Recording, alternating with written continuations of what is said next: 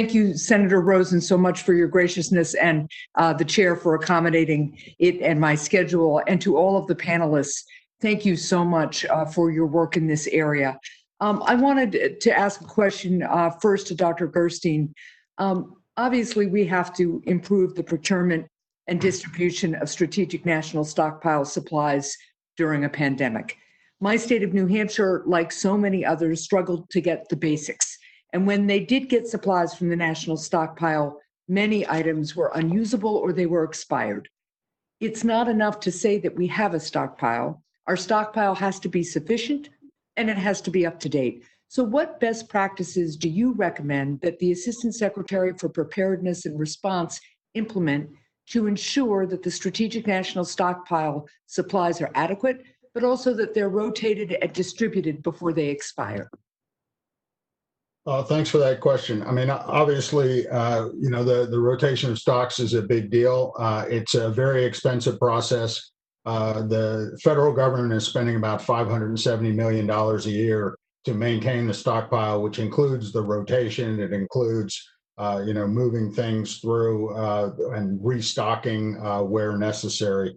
I would also say that improving the stockpile is also going to come down to things like Dr. Gerberding talked about, and that is that last mile. It's about training the state and local, that it's not that they just have a different focus at the state and local tribal territorial level. And, one of the things the federal government can do is to assist with the training on some of these very complex medical countermeasures, things like nerve agent antidotes. And you heard about the serum for botulinum neurotoxin.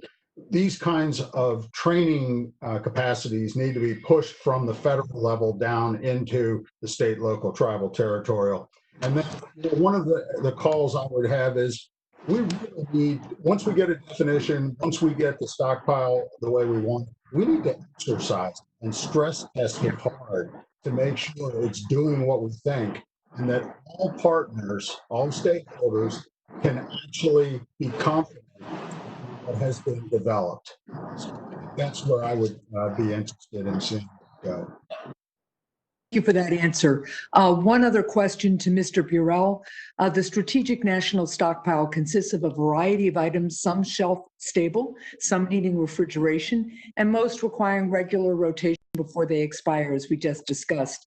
Does the SNS maintain a national database of every item in the stockpile, including condition, date of purchase, and expiration date?